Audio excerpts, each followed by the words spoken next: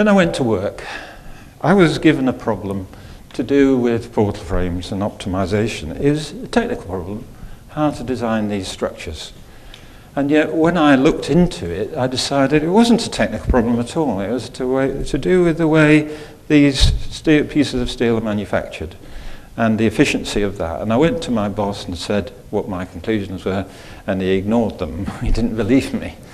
At the same time, in the early 1970s, well, it was just after I came to Bristol, and never mind. Some of you will remember some box girder bridges fell down.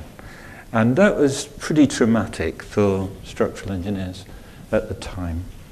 One of my big friends and colleagues went to Imperial College, from where we were both working together, and did a lot of work on box girder bridges. So box girder bridges were very important.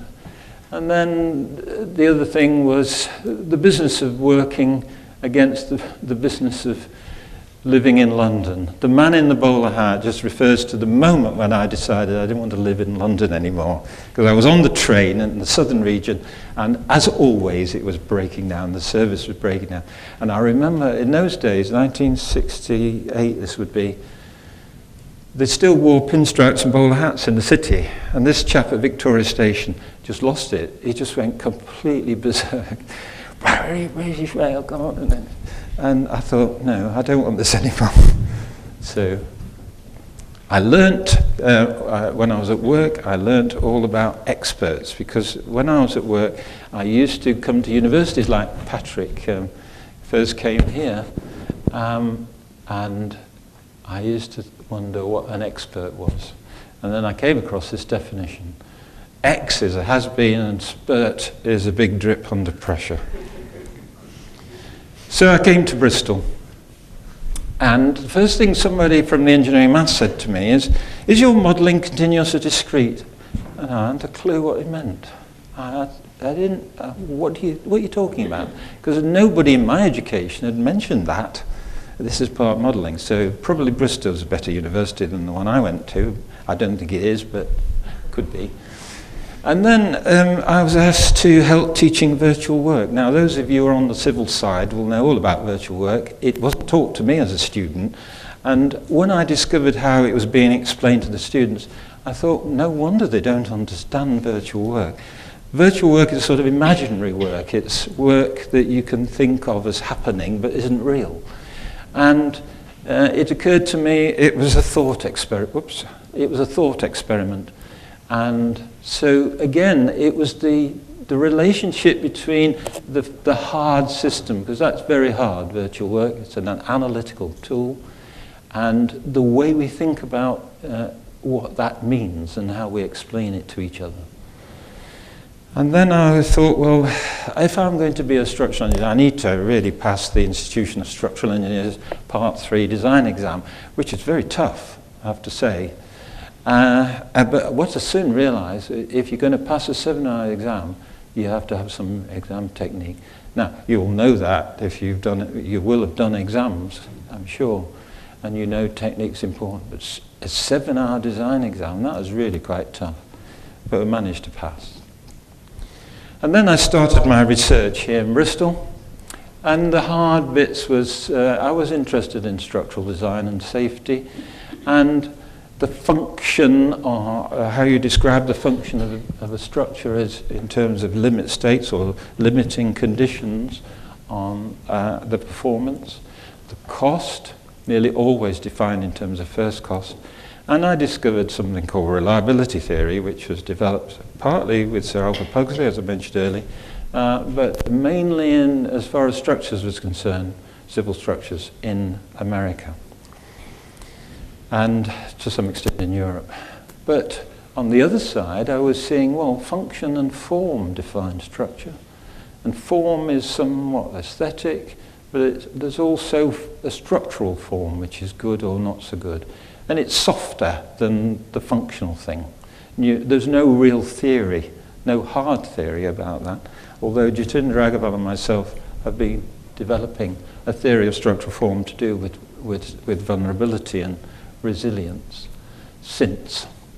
And then safety, if you talk to practicing engineers largely about engineering safety, they mean wearing hard hats on site or making sure that when you climb a ladder there isn't a rung missing. And we've made big changes and big developments in site safety, although they're still pretty dangerous places to go and work.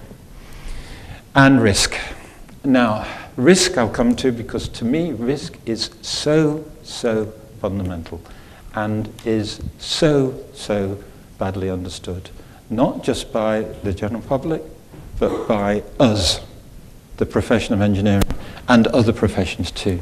Anyway, out of all this, I wrote a book called Structural Design and Safety, which was good enough. Sir Alec Merrison, who was the Vice-Chancellor at the time, and if you know about box girders and you know about the inquiry into what went wrong, he chaired the group that looked into the design rules for box girder bridges. Sir Alec Merrison, very famous and well-known physicist and Vice-Chancellor of the university. And I'm told that to decide whether I should get a readership or not, he read the book. So I was really impressed, and especially when he agreed that I should get a readership. So that was good. And that really started my career. And then this is a later book, and these two are both out of print now, so I'm not doing the hard sell.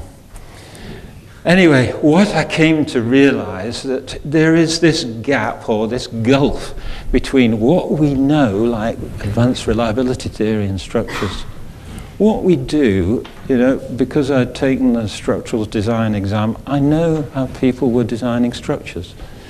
And then reading about why things go wrong. There's just enormous differences. Anyway, this led me to think about what engineering is all about, to recognize that it's a science and it's an art, that quality is the key, but decision-making is uncertain, that we work in teams, and failure may be complex. Now, in trying to communicate this and the systems thinking, Patrick and I wrote the Doing It Differently, which some of you will know about, and I've recently written this book, which Patrick was trying to persuade you to buy for Christmas. So, go back to the hard and the soft and their many guises. It's worked, that's great. This is science and art. You will perhaps recognize the Golden Gate Bridge in San Francisco. If you've seen it, you've got to be impressed. It's such a fantastic bridge. And very early, I've forgotten the date, but it's often clouded in mist, so it has this sort of artistic quality if you see the mist and so on. So I put that up because it was a BBC video I happened to come across. I would have preferred to have a video of the Millau Viaduct because it's more modern and more beautiful. But, as a structural engineer, that is so impressive to me. Then the objective and the subjective. I mentioned earlier about the difference and about our understanding of judgment and so on. It's a problem. What is objective, what is subjective? But Karl Popper really wrote about this in a way that made sense to me. And that is, he talks about the three worlds. The physical world, which is everything, that we're part of the universe. Our own subjective world, part of which is personal and subjective, and part of which is shared with the world three, which is, you could think of as the library. All the books that have ever been written, or now the internet. Knowledge that we share, that we talk about and agree about, or disagree about. In fact, disagreement is as important as agreement. So there is a part of it which is shared into subjective, part of which is totally personal. If I say I've got a pain in my tummy, it's very difficult for you to appreciate whether that pain or how real that pain is. Of course, one day we might be able to measure it with some sort of transducer inside, but at the moment we can't. So this is the area which is really important, World 3, because that's where we share our understanding and share our knowledge. And that has to be testable. And of course some of it passes tests and some of it doesn't. So there's one aspect, subjective and objective. Practice and theory. Again, the plug for my book, the book there. But it's just become quite popular. I don't know if you've noticed, there was a book recently published which, interesting, was reviewed in The Guardian. I read The Guardian. I was a bit disappointed they didn't do a review of my British book. I did actually write them, say, why haven't you done a review? And the publisher, the editor of Popular Science at Oxford University Press, is very, very good, very friendly. But she said, it's engineering. They see it as engineering. It's not interesting. But if it's... there was a book published about the same time by Oxford University Press about string theory or some remote piece of physics, which is very important, I know. And it was all splashed as Book of the Week in The Guardian. And yet Bridges was considered not to be interesting. Now, of course, it could have been the book's rubbish and it just wasn't worth reviewing. But it has been received quite well. But anyway, you could form your own judgment about whether it's rubbish or not. But engineering is turning an idea into a reality, using tools to fulfill purpose. Really important. But actually, engineering is bigger than just what we think of. It's a form of living, because doing or practice is prior to knowing. But know in theory, form, better practice. Doing and knowing. The man's ability to make tools is incredible. But it's this ingenious ability to make sense of the world and use tools to make even more sense, and even more ingenious tool, that makes us exceptional. Excuse me for using the male gender. It's a sort of evolution, but I don't think it's Darwinian, and of course people with their religious views may have different ideas about evolutionary theory. But it's not Darwinian in my perspective.